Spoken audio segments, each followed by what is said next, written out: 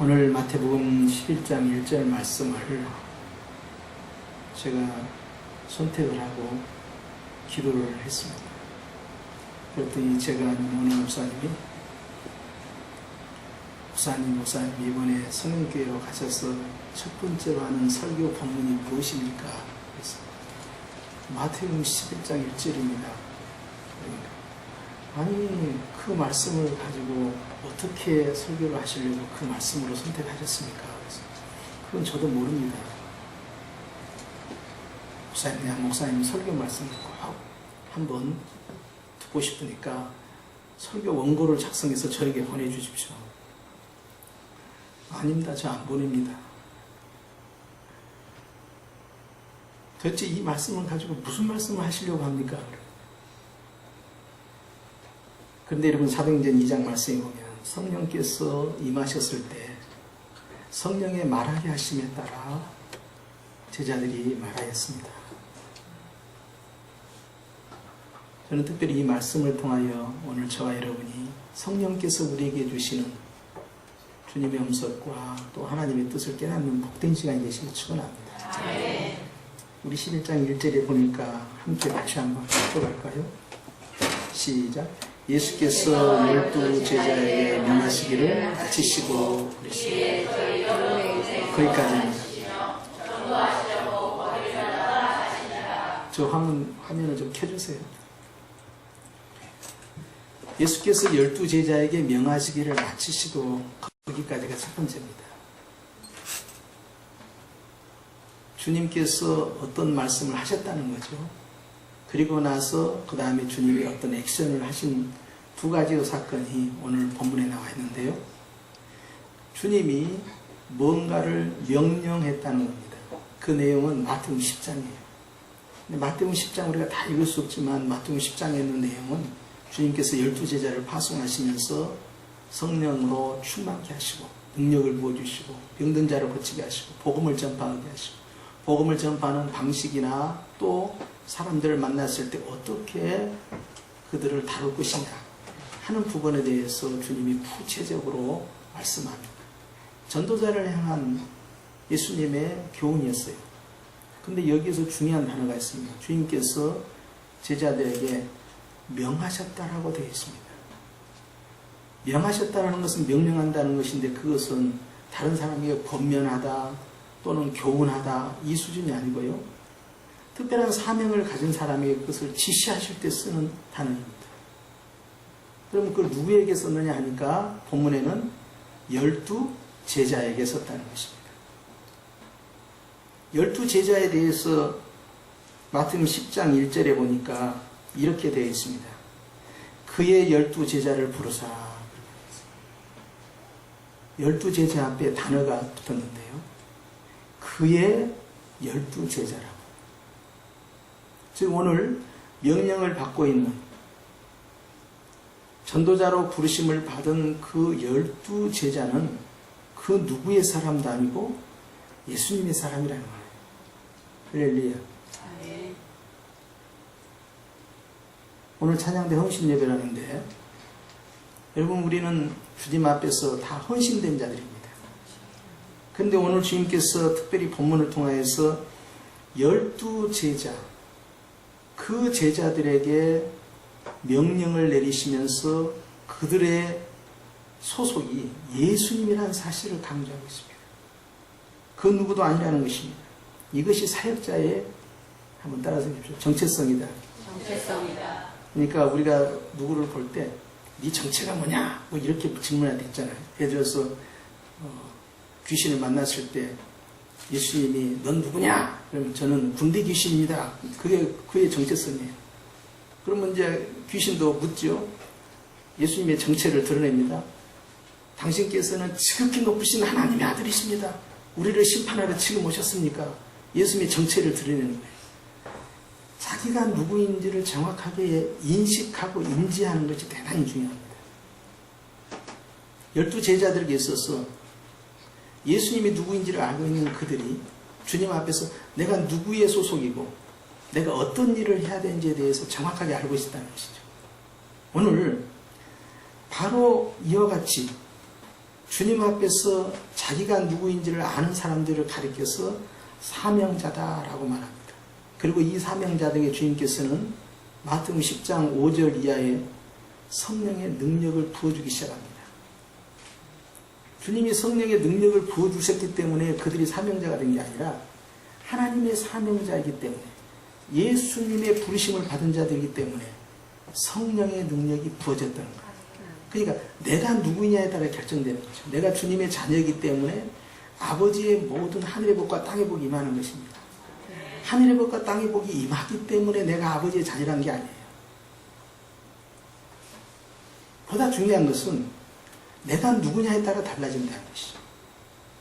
가령 에베소 3장 18절에서 19절 말씀에 너희가 예수님의 그 사랑을 깊이 알고 넓게 알고 높게 알고 길게 알면 깨달아 알기만 하면 아버지의 모든 충만한 것이 너희 것이 된다. 그리고 네가 온갖 구하는 것보다 더 능히 넘치게 하신 하나님의 은혜다라고 합니다.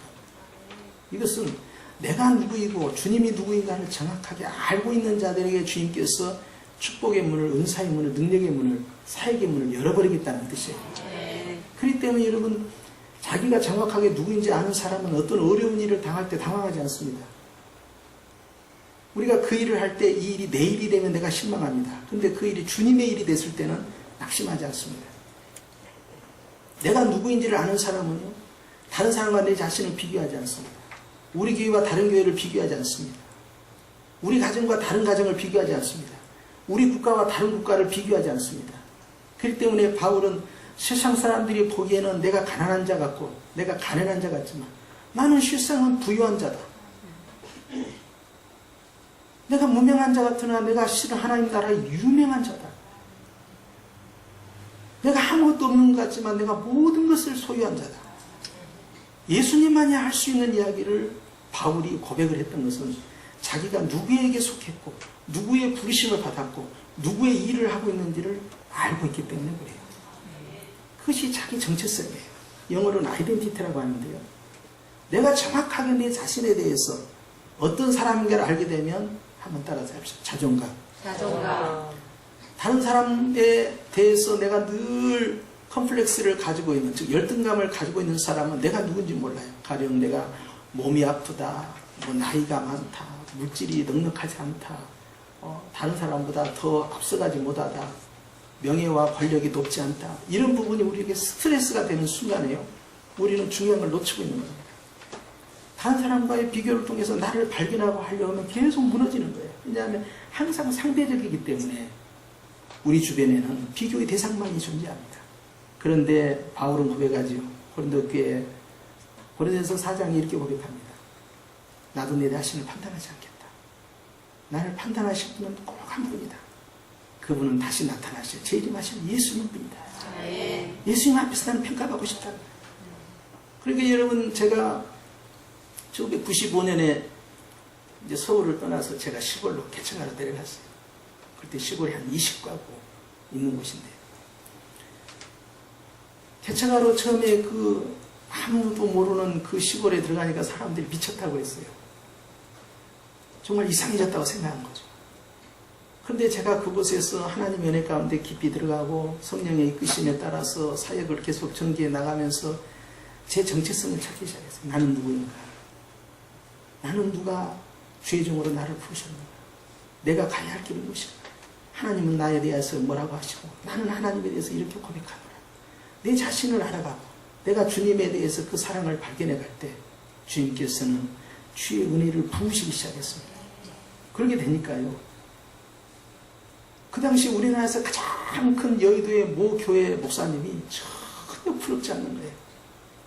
누가 은혜 받았다, 능력 받았다, 은사 받았다 하는 것에 대해서 전혀 부럽지 않다. 왜 부럽지 않았느냐? 그분이 나를 아시고 내가 그분을 알고 그분이 나에게 주신 사명이 뭔지 알고 그분이 나를 향한 사랑이 뭔지 알고 내가 그분을 향한 반응이 있었기 때문에 아무것도 부럽지 않았어요. 그러니까 담대하니까 뭐든 다 합니다. 고두빼기하고 풀하고 구분을 못한 사람이에요. 옥수수는 수염이 많아서 바싹 익을 때까지 내버려둔 사람입니다. 밭에 있는 채소들은 농약통 두고 가서 다 뿌려 죽이고 풀 다 주겠다고 큰소리 친 사람이에요. 마당 한 번 쓸지 않고 자라나다가 시골을 갔으니 이게 뭐가 되겠습니까? 그런데 부끄럽지 않았습니다. 주님이 국리를 여기실 줄 알고 그 길을 걸어가는데 내가 하나님을 또 부르심을 받은 사명자라는 사실을 다시 한번 확인하고 주님이 나를 얼마나 사랑하시고 내가 하나님의 부르심 앞에서 어떤 일을 해야 되는지 알기 때문에 다른 사람과 비교할 수가 없었어요. 왜 더 공부를 해서 유학을 가야 되지? 더 해서 네가 더 나은 목회자리에 가야 되는데 왜 갑작스럽게 방향을 들어서 개척한단 말인가? 그것도 시골로, 그것도 이식가구가 사는 곳을. 제가 제 자신을 이해할 수가 없었어요. 저는 이해하려고 하지 않았습니다. 왜냐하면 부르심 앞에 저는 예라고만 순종했어요. 아주 간단했죠. 원래는 제가 전자공학을 대학에서 전공했기 때문에 머리가 복잡한 사람입니다. 아주 샤프하고. 그런데 예수 안에서 성령님 안에서 저는 아주 단순한 사람이 됐어요. 주의 이끄심에 따라 부르심에 따라 어떤 복잡한 문제는 주님과 나와의 관계를 통해서 단순하게 처결해버리고 바로 그냥 돌직구 했어요. 그러기를 벌써 20년입니다. 그러나 그 세월 동안에 주님 앞에서 제 자신이 걸어온 길에 대해서 저는 늘 감사합니다. 왜냐하면 주님이 12제자만 사도로 부르신 것이 아니라 제 자신을 주께서 그와 같이 부르셨다라는 분명한 사명감이 있었기 때문에 그것이 저의 정체성입니다.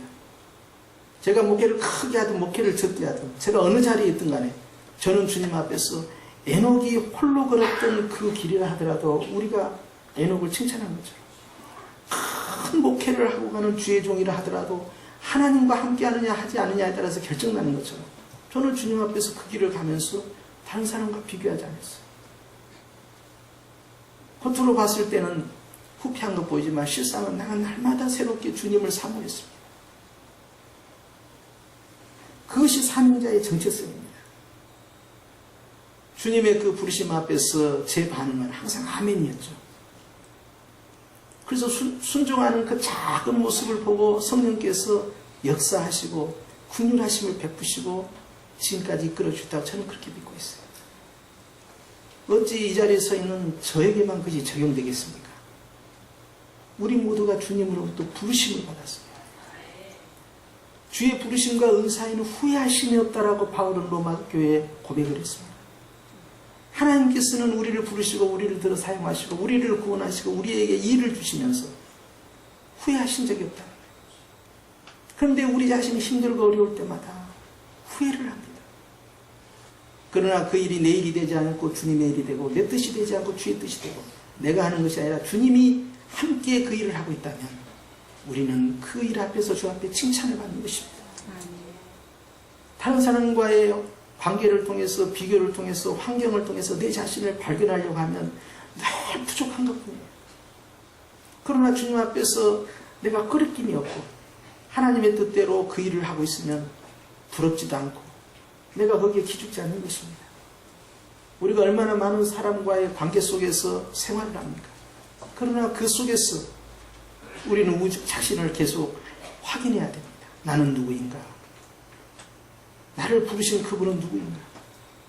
내가 가야 할 길은 무엇인가? 오늘 주님께서는 그것을 명령하셨다라고 강조하십니다. 우리 주변에도 얼마든지 큰 교회들이 있습니다. 또 많은 은혜스러운 교회도 있고 풍부한 교회가 있습니다. 그러나 저는 그 부분이 중요하지 않다는 거예요. 중요한 것은 주님이 지금 우리와 나와 함께 하신다는 사실입니다. 우리 성령교회는 바로 그것입니다. 교회는 주의 몸된 교회입니다. 교회의 머리는 예수님입니다. 주님이 우리와 함께 하시고 우리 각자는 전부 걸어다니는 교회입니다. 움직이는 성전입니다. 피로 사신 심령을 지성소로 삼고 우리 육체와 우리의 삶을 성소로 삼으신 주님께서 우리의 길을 이끌어 가시는데 우리 한 사람 한 사람이 다 주의 거룩한 신부가 되는 거죠. 우리가 주님 앞에서 모든 것을 다 받은 그 은총 가운데 우리가 이미 들어가 있는 것입니다. 그렇기 때문에 아들을 주신 이가 어찌하여 그 아들과 함께 모든 선물을 주시지 않겠냐 하는 거예요. 다 주시겠다는 것이죠. 이미 주셨다는 것이죠. 계속해서 주시겠다는 것이죠. 왜냐하면 최고의 보물이시고 본질이신 예수님이 계시기 때문에 그러합니다. 할렐루야.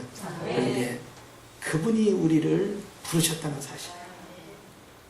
일국의 왕이 부르고 대통령이 부르고 권세자가 우리를 불렀을 때도 마음이 설레이는데 만왕의 왕이신 주님, 천지를 창조하신 우리 주님께서 하늘과 땅의 모든 권세를 가신 주님께서 우리를 불렀다는 사실 앞에서 우리의 마음속에는 설레임이 있는 것입니다. 그렇기 때문에 우리가 예배 때마다, 찬양 때마다, 기도 때마다 주님을 향한 우리의 마음에는 기쁨이 있고 감사가 있고 설레임이 있고 재림에 대한 그리움이 있는 것입니다. 그렇기 때문에 주님께서 누가복음 10장 말씀처럼 70명의 전도단들을 보내시면서 주의 능력으로 귀신을 쫓아내고 병든 자를 고치고 복음을 전파할 때 귀신이 너희들에게 항구한 것으로 기뻐하지 말고 너희의 이름이 하늘에 기록된 것으로 기뻐하라. 하나님 앞에 부르심을 받은 것이 너무나 감사하고 능력 받은 것도 너무나 감사하고 권세 받은 것도 감사한데 그보다 더 감사할 것이 있는데 바로 너의 이름이 하늘에 기록된 것이다. 일을 통해서, 사역을 통해서, 업적을 통해서, 성과를 통해서 인정받으려고 하면 힘들어요. 스트레스 받습니다. 그러나 예수님이 나의 주님이시여, 예수님이 나의 하나님이시여, 내가 주의 부르심을 받은, 구원받은 사명자라는 사실 앞에서, 내 이름이 하늘에 기록됐다는 사실 앞에서 우리는 무한한 감사를 발견해야 합니다. 왜냐하면 주님의 일이라 하더라도 성공도 있고 실패도 있고 좌절도 있고 그리고 기다림도 있는 것입니다. 그걸 통해서는 우리 스스로가 만족할 수 없어요. 그러나 성공과 실패를 뛰어넘은 주님의 사랑과 주님이 나와 함께 하시고 주님이 나를 그 구원하심 앞에서는 감사하기 때문에 갈보리산의 십자가를 생각할 때마다 내 안에서 끊임없는 감사와 감격이 식어서는 안 되는 것이고 항상 기뻐라는 말씀 우리에게 그대로 적용시키는 것입니다.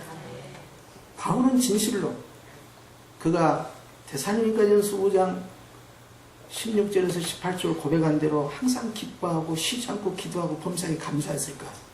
저는 그랬다라고 믿습니다. 바울은 그런 사람이었어요. 그는 그 어려운 일을 걸어가면서 고단한 길 가운데서 어떻게 해서 그에게 기쁨이 일될 수 있을까? 오직 한 분, 갈보리 산에서 나를 위하여 피 흘려 죽으신 예수님과 그 예수님을 죽이시기까지 나를 사랑하신 내 아버지, 끊임없이 나와 함께 동행하시며 이끌고 계시는 보혜사 성령님을 그는 느끼고 있었습니다. 구원의 기쁨이 상실된다면 우리는 조건적 기쁨 속에서는 평안을 받을 수 없습니다. 오늘은 응답받아서 좋은데 내일은 또 어떻게 할까요?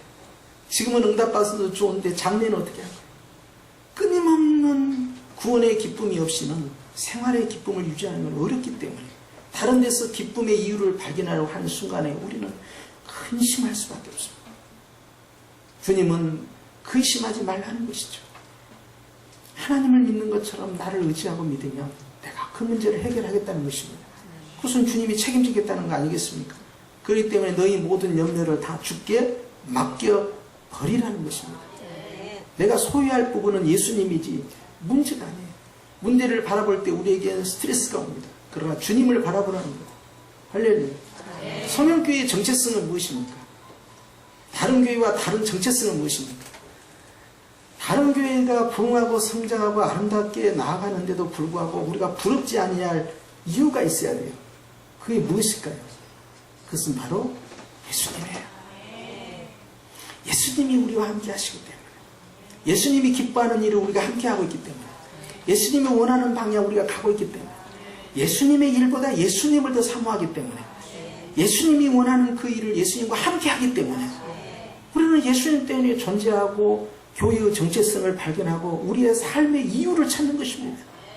잘 먹고 잘 사는 게 아니에요. 자녀와 자손들이 성장해가고 그렇게 해서 평안한 삶을 사는 행복이 아닙니다. 내 스스로의 자아실현을 성취하는 것도 아닙니다. 주께서 진정으로 원하시는 그 기뻐하신 일을 통하여 하나님과 함께 동행하고 동역하는, 그리고 우리 주님께 영광 돌리는 삶이 우리 성령교회가 나아갈 본질적 해답이 되는 것이죠. 오늘 주님은 묻습니다. 너희는 누구냐? 명령을 다 하다난 다음에 주님은 우리를 바라보십니다. 내가 다 말하였다. 이제 어떻게 할 것이냐? 제자들은 마태복음 10장에서 명령을 받은 다음에 그 다음 액션에 들어갑니다. 우리도 마찬가지입니다. 우리도 성경을 통하여서, 설교 말씀을 통하여서, 성령의 인도하심을 통해서 우리도 수많은 주님의 콜링 사인을 받습니다. 부르심을 받습니다. 이렇게 해야 된다, 저렇게 해야 된다, 이렇게 살아야 된다, 저렇게 살아야 된다. 우리도 주님 앞에서 뭔가 반응이 있어야 됩니다. 주님의 말씀을 다 마치셨다는 거예요. 66권을 통하여 말씀을 다 마치셨습니다. 이제 우리가 해야 할 것은 이 말씀대로 믿고 순종하며 가는 것입니다. 행하는 삶이죠. 그렇기 때문에 주님께서 그 다음 하반절에 보니까 시작, 이에 저희 여러 동네에서 가르치시며 전도하시려고 거기를 떠나가시나. 앞에 문장 다 지우시고요. 두 번째 주님의 중요한 액션은 거기를 떠나가셨다는 거예요. 거기는 어디입니까? 명령을 받은 장소예요. 은혜를 받은 장소예요. 사명을 받은 장소예요. 능력을 받은 장소예요. 바로 그곳을 떠나간다는 거예요. 우리가 하나님 앞에서 갈멜산과 같은 은혜 체험을 했는데 그 다음에 주님이 우리에게 묻습니다. 나와 함께 가자는 거예요. 하나님의 뜻에 따라 나와 함께 가자는 거예요. 멀리 이민 가라는 것이 아닙니다. 다른 나라 가라는 게 아닙니다. 주님이 원하는 곳에 주님과 함께 가자는 거예요. 그러면서 주님은 제자들을 끌고 가시는 것입니다. 할렐루야. 그런데 주님께서 시작할 때 하반절에 보니까 이에 어느 동네입니까? 저희의 여러 동네입니다. 누구의? 저희의 여러 동네. 그냥 여러 동네가 아니에요. 예수님의 사역이 갈릴리 바다 중심으로 시작된 거 여러분 다 아시잖아요. 그런데 주님이 그 사역을 진행하실 때 명령을 받은 제자들이 살고 있는 그 동네부터 시작했다는 사실이에요. 할렐루야. 주님이 제자들이 거주하고 있는 그 삶의 문화 속에서 복음을 전하기 시작한 겁니다. 어떤 형식이었습니까? 가르치고 전도하시려고. 그런데 우리가 흔히 생각할 예수님의 사역은 3대 사역이니까 가르치시고 전도, 전파하시고 그 다음에 치유하신다. 이렇게 알고 있잖아요. 그런데 실상 주님의 사역은 3대 사역이 아니고 4대 사역이에요. 하나가 더 있습니다. 그건 뭐냐? 따라서 하십시오. 두루다니사. 여러분 마태복음 28장 19절 말씀에 첫 시작이 그러므로 너희는 가서 이렇게 시작해요. 아버지가 누가 성령으로 세례를 주고 내가 너희에게 분반 모든 가르쳐 지키게 하라. 그리고 주님께서 약속하시죠. 어쩌다 내가 세상 끝날까지 너희와 항상 함께 한다. 그 사역이 진행되는 이상 주님의 임마누엘의 축복이 계속 임하겠다는 거예요. 주님의 사역은 꼭 4대 사역입니다. 사복음서에 나타날 때 주님께서는 두루 다니사 가르치시고 전파하시고 치유하시고 두루 다니사 또 가르치시고 전파하시고 치유하시고 오늘 주님께서는 명령을 다 내린 다음에 제자들과 함께 동역하기 시작합니다. 가르치시고 전파하시기 위해서. 제자들이 변화산에 올라갔는데요. 그 변화산에서 용모가 바뀌시는 예수님을 발견하게 됩니다. 그러니까 베드로를 비롯해서 제자들이 3명의 제자들이 큰 패닉 상태에 들어간 거예요. 이게 도대체 무슨 해처럼 밝은 빛이 나타나기 시작하고 주님의 하늘로부터 음성이 오기 시작합니다. 이는 내 사랑하는 자의 기뻐하는 거다. 너희는 저의 명을 따라야. 너무너무 황홀한 상태에 들어갔죠. 베드로가 이곳이 너무 좋은 거예요. 밑에 내려가면 다 스트레스 아닙니까? 먹고 살고 힘들고 또 사람들에게 복음을 전파하고 그들로부터 또 여러 가지 오는 피드백을 받으면서 시달려야 되고 그런데 이곳이 너무 좋잖아요. 주님, 이곳에 초막 셋을 짓고 싶습니다. 주님은 그 청을 너는 참 나를 위해서 이렇게 초막까지 지려고 하고 기특하거나 하시지 않고 거절하십니다. 우리가 다시 내려가야 된다 그래요.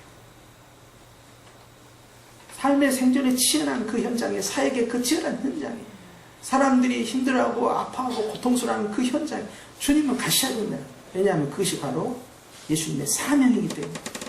그리고 그 예수님께서는 12제자에게 동일한 사명을 부여하시고 사도들에게 부여하신 그 사명은 마태복음 28장 19절 이하를 통하여서 예수님을 믿는 모든 사람들에게 동일하게 적용이 되는 것입니다. 그렇기 때문에 교회의 기능 가운데 중요한 기능이 가르치시고 전파하시고 치유하시고 두고 다니는 사역이 다 포함돼요. 교회 안에 그와 같은 역할들을 감당하는 사명을 우리가 물려받은 것이죠. 이 땅에 주님을 믿고 있는 모든 사람들에게, 특별한 사람이 아니라 예수님을 주라고 고백하는 모든 사람들에게 왕같은 제사장으로서의 사명을 주시면서 이 땅의 피스메이커가 되어서 그리스도의 십자가의 복음을 전하도록 부르신 그 주님께서 우리에게 기대하는 바가 있습니다. 우리 성현에 기대하는 바가 있습니다. 주님께서는 이 시대의 사명자들에게 그와 같은 일을 감당할 수 있도록 은혜와 은사와 능력과 권세를 부어주시고, 그리고 그들에게 적절한 직분과 직책을 부여하십니다. 근데 중요한 건 무엇입니까? 내가 주님으로부터 무엇을 받았냐가 아니라 내가 주님으로부터 어떻게 부르심을 받았느냐가 먼저 확인돼야 됩니다.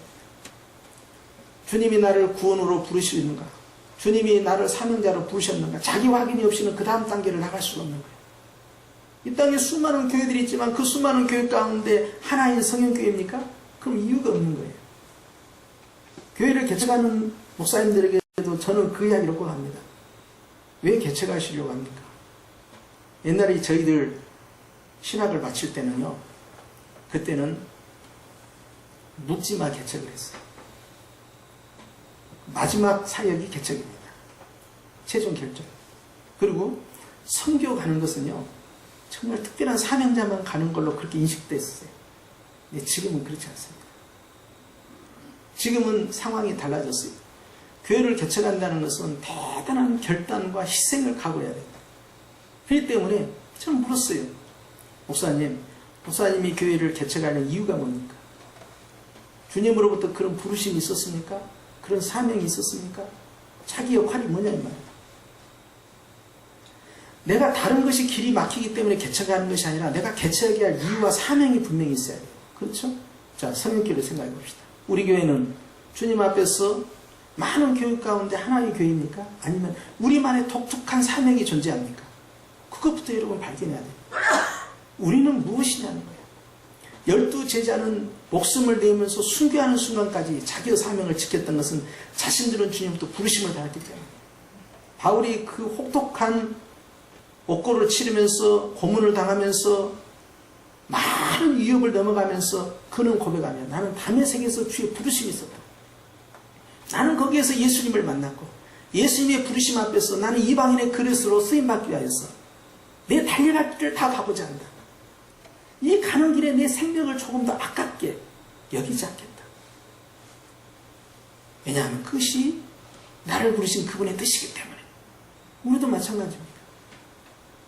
단순히 예수님 믿는 사람들이 모여있는 그런 그룹이 아닙니다. 그런 커뮤니티가 아니에요. 우리는 사명이 있단 말이에요. 우리 각자가 사명이 있고 사명이 있는 우리가 성령이라는 한 가족이라는 패밀리를 형성해서 이곳 공동체를 통해서 저분이 원하시는 그 일을 이곳에서 하고자 하는 거예요. 우리가 사당동에 있느냐 다른 지역에 있느냐 중요하지 않습니다. 우리가 대한민국에 있느냐 다른 땅에 있느냐 중요하지 않습니다. 다만 주님이 지금 나를 부르신 것이 확실하고 주님이 우리 교회를 통해서 하고자 하시는 일이 있다라는 투명한 사명감을 확인하는 거예요. 사명이 있는 사람은 실망하지 않고 낙심하지 않습니다. 사명이 있는 사람은 끝까지 역경과 고난을 이겨냅니다. 사명이 있는 사람은 하나님의 기뻐하시는 일을 향해 나아가는 것입니다. 좌절하지 않는 거죠. 왜냐하면 이 일은 내 일이 아니고 주님의 일이기 때문에 그러한 거예요. 예수님의 일을 하면서 예수님을 사랑하지 않는 사람, 바울은 이것에 대해서 탄식합니다. 저희가 그리스도의 일을 하면서 그리스도를 사랑하지 않는다. 사명자의 첫째 요건은요, 구원의 기쁨입니다. 전도자의 첫 번째 요건은요, 구원의 기쁨입니다. 하늘에 내 이름이 기록된 것으로 기뻐하는 것이. 거기서부터 출발. 구원의 확신은 그 다음입니다. 전도의 테크닉은 그 다음입니다. 능력받고 은사받고 권능받는 것도 그 다음 이야기예요. 첫 번째는 그거예요. 여러분, 사단 마귀가요, 귀신 들린 자가 예수님과 예수님의 제자를 만났을 때 그 마음을 꿰뚫어 보기 시작합니다. 의심이 있는가 확신이 있는가. 그런데 그 확신은 어디서 시작되느냐. 하나님의 부르심 앞에서 구원의 기쁨이 있냐는 거예요. 그러니까 스게와의 제사장의 두 아들이 귀신 들린 자에게 능력을 당합니다. 그러면서 중요한 이야기를 합니다. 내가 예수도 알고 바울도 아는데 근데 너는 누구냐고. 예수의 이름을 이야기하고 있지만 그 안에 구원의 기쁨이 없는 거예요. 주의 부르심에 대한 구원의 기쁨이 없는 거예요. 나를 구원하셨다는 속죄하신 예수님에 대한 기쁨이 없는 거예요. 그 기쁨이 능력이 되는 것입니다. 그 기쁨이 확신이 되고 담대함이 되는 것입니다. 그렇기 때문에 나는 뭐 치유의 은사가 있다, 뭐 귀신 쫓아내는 능력이 있다, 이게 중요한 게 아니에요. 내가 주님 앞에서 누구인가를 분명히 알고 그 부르심 앞에서 구원의 기쁨이 있으면요, 성령께서 움직입니다. 그리고 특별한 사명자에게 특별한 역할을 부여하기 위해서 때로는 이런 은사, 때로는 이런 능력, 때로는 이러한 축복들 주님께서 각자에게 성령의 뜻대로 나눠주시는 거예요. 제가 모든 은사를 다 체험하진 않았습니다. 그러나 제가 많은 은사를 가지신 분들 앞에서 제가 열등감을 느끼지 않습니다. 진짜예요. 각가지 신비한 은사를 가지신 분 앞에서 저는 기죽지 않습니다. 왜 그럴까요? 제가 그분들보다 더 능력이 뛰어나서가 아닙니다. 내가 가지고 있는 것이 있어요. 바로 예수님의 사랑이요. 하나님의 뜻이 내 안에 있기 때문에. 주의 뜻대로 순종하는 것을 목숨처럼 귀하게 여기면서 여기까지 온 거예요. 우리 성령교회가 가야 할 길이 바로 그러지 않겠습니까? 우리는 12제자처럼 주님께서 우리를 부르신 건 분명한 사실이에요. 우리 각자의 개인과 우리의 가정과 우리의 삶을 부르신 주님이 하나의 공동체를 형성하셔서 성령교회야, 너희가 가야 할 길이 있지 않느냐. 너희들이 나와 함께 미래를 향하여서 지금까지 가보지 않는 여행을 해야 된다. 제자들은 이제 예수님과 함께 그 길을 갑니다. 때로는 바다 위로 갔어요. 바다 위로 갈 때는 큰 풍랑이 다가왔어요. 예수님과 함께 일하니까 고난이 없을 줄 알았죠. 그런데 웬걸 큰 풍랑이 일어났어요. 풍랑이 일어나고 일어나지 않고는 전혀 중요하지 않습니다. 풍랑이 일어나는 현장에 주님이 계시냐 계시지 않냐가 중요한 거예요. 그런데 제자들은 풍랑을 바라보고 예수님을 인식하지 못했어요. 주변의 환경에 민감했던 것입니다. 주님이 실망하신 것이죠. 바람을 잔잔케 하시면서 믿음이 적은 자들 어찌하여 두려워하느냐. 문제 앞에서, 사건 앞에서, 사고 앞에서, 큰 장애물 앞에서 두려워하지 말라는 거예요. 왜냐하면 나는 주의 것이고 교회는 주님의 것이고 오직 주님만 바라보자. 여러분 아십니까? 목사님뿐만 아니라 이 자리에 있는 모든 사람이 구원받은 성도가 다 주님의 사명자라는 사실을 인지하고 인식한 것이 중요해요. 존 칼빈이 주여 내 심장을 주께 바치나이다 했다는데, 여러분 주님께서는 너희 자신을 영과 육을 주께 신령한 제사로, 산 제사로 다 드리라라고 바울을 통하여 우리에게 말씀합니다. 목사님, 나는 나이도 있고 몸에 질병도 있고 재산도 많지 않고 집안도 복잡하고 또 연세 드신 분들은 손주도 키워야 되고, 그런데 내가 무슨 사명자고, 듣기는 들을만 하지만 그걸 좀 적용하기 좀 힘듭니다. 그렇게 생각할 수 있어요. 그러면 주님께서는 광야에서 양치기를 하고 있는 모세를 부르셨을 때 그의 나이가 몇인지 몰랐겠습니까? 그는 40년 동안 완전히 자기가 가지고 있었던 걸 다 놓쳐버렸습니다. 정말 무익한 종이었어요. 처가살이 하면서 그곳에서 똑같은 일을 매일같이 반복하는 40년의 세월을 통해서 그는 바보처럼 돼 있었어요. 그러나 주님이 바로 그때 쓰기 시작합니다. 그가 뭔가 할 수 있다라는 그의 나이 40세 때, 왕자로서의 지식이 충만하고 의지가 충만했을 때 주님은 그를 들어서 사용하지 않았습니다. 왜냐하면 주님보다 내가 앞서갔기 때문에.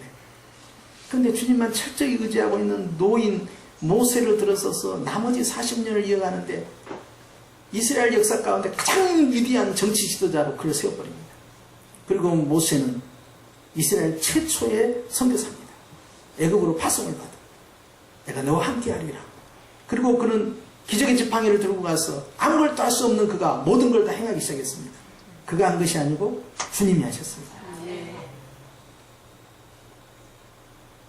큰 장애냐 작은 장애냐가 중요한 게 아닙니다. 내가 주님과 함께 한다는 사실을 내가 인지하고 있느냐 인지하지 않느냐에 따라 결판이 나는 거예요. 무너지는 경중이 아닙니다. 오늘 하나님께서는 37년 또는 39년 된 성령교회를 향한 하나님의 계획이 지금까지 진행된 줄로 압니다. 그러나 주님의 계획은 여기서 중단될 수가 없습니다. 하나님의 부르심은 여기서 시효가 맞춰지는 게 아닙니다. 주의 부르심은 주님 오시는 날까지 진행돼요. 그렇기 때문에 내가 세상 끝날까지 너희와 항상 함께하리라. 주님께서는 그들이 살고 있는 여러 동네에 가셔서 주님이 친히 가르치시고 전도하신 것처럼 성령을 통하여 오늘도 우리에게 가르쳐 주시고 오늘도 우리와 함께 전도하기를 원하시고, 그리고 주님은 교회가 하나님 앞에 더 아름답게 영광스럽게 쓰임받기를 원하시는 것입니다. 할렐루야. 지금 우리가 이 땅에 살아야 하고 존재할 이유가 여기 있다는 사실을 다시 한번 감사합니다. 사랑하는 성도 여러분, 주님은 항상 ING입니다. 항상 진행형이에요. 모든 것이 다 마무리된 것 같지만 마무리될 거 하나도 없습니다. 왜냐하면 주님이 멈추지 않는 이상 우리도 그 흐름을 멈출 수가 없습니다. 주님이 움직이고 있는데 우리가 서 있을 수가 없습니다. 왜냐하면 성령께서 계속해서 교회를 들어 쓰시기를 원하고, 우리 개인의 삶과 가정과 우리의 삶과 우리와 자녀와 자손들을 통하여서 하나님이 계획하는 바를 계속 이루기를 원하십니다. 그 누구도 아닙니다. 그 어떤 교회도 아닙니다. 어떤 지역도 아닙니다. 어떤 가정도 아닙니다. 우리를 향한, 나를 향한, 내 가정을 향한 주님의 계획은 지금도 진행되고 있습니다. 그리고 그 주님께서 명하시는 것입니다. 이제 들은 바대로 나와 함께 가자. 삶의 복잡한 현장으로 지금도 구원이 필요한 수많은 영혼들을 향하여, 상처받고 찢겨있는 자들을 향하여서 우리가 함께 가자. 내가 바로 네가 살고 있는 그 동네에서, 너희가 살고 있는 그 동네에서 내가 복음을 전하여야겠다. 바로 주님의 애타는 마음입니다. 저는 이 일에 우리 모두가 함께 동참해서 실망하지 마시고 낙심하지 마시고, 주님과 함께하는 삶이 결국 하나님을 기쁘시게 하는 일이라는 사실을 깨닫고 끝까지 승리할 수 있기를 예수님의 이름으로 축복합니다. 이 시간에 함께 기도